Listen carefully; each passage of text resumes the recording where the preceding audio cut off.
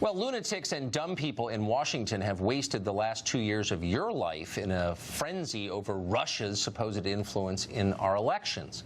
Lost in the hyperbole and commotion and hysteria has been a real story, China's active, pervasive, and ongoing espionage against our country. Most of the press seems completely uninterested in that, but we are interested in it. Now, according to a new report by the Daily Caller, a Chinese-owned company successfully hacked Hillary Clinton's private email server, the illegal one that we used to talk so much about, and by doing that, got real-time access to the emails she sent and received as Secretary of State. Kind of a shocking story. Dr. Michael Pillsbury is author of The 100-Year Marathon, China's Secret Strategy to Replace America as the Global Superpower, the single best book on that subject, and he joins us tonight. Dr. Pillsbury, thank you for coming on. So we have a story about this that seems solidly sourced. But my question to you is broader. Does this seem possible? Does it seem likely? Does it shock you? It explains a lot, frankly. Hillary Clinton had a lot of problems with the Chinese, and they often seemed to know her moves in advance. I remember she was criticized by the blind lawyer who she negotiated for his freedom, finally got him out. He was abandoned at a critical moment in the process, in the hospital where he was, and the Chinese began to treat him quite badly.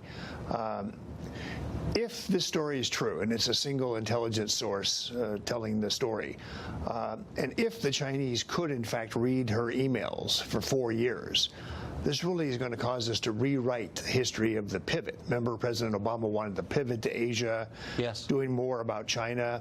If the Chinese were reading the Secretary of State's emails for 4 years, it makes it look quite different. It looks like they would know a lot more about what Obama and Hillary were up to, and they could plan accordingly. So yes, I was shocked by the story. It's quite surprising to me that it's taken 3 years to come out. The story seems to be saying that FBI agents got intelligence that Hillary's emails were being copied to a Chinese company, and they went over and warned no less than Sally Yates herself, and she wouldn't do anything about it. Then when Comey testified in public about the whole email story, he knew if this story today is accurate, and then he left that out of his testimony. There's a vague reference in his book to things that are still classified.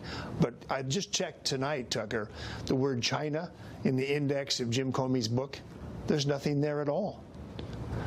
This is one of those stories that, if it is true, and it looks like it is true, would be a scandal, I think, on the next level.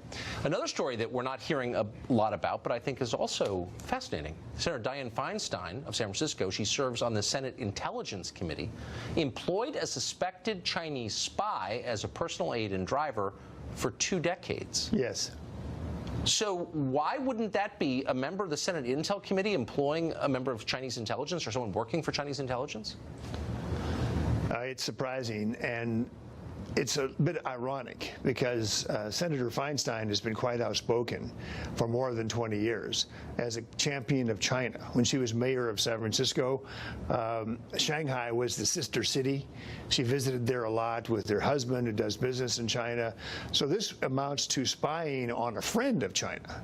Senator Feinstein is not sort of a hawk on China, who's been a critic. But more recently, she's been changing her views. She actually supported the so-called CFIUS reform to crack down on Chinese investment in America. She's one of the original co-sponsors of the bill, actually. So if the Chinese were worried that she's slowly beginning to get more concerned about China, they would have a spy for 20 years. I hate to use the word spy. She says it was just her driver and he had no access to classified information.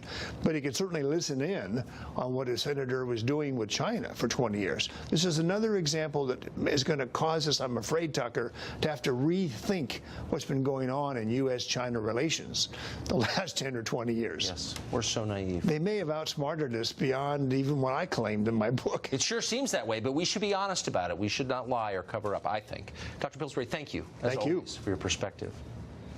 We're going to take you to Florida.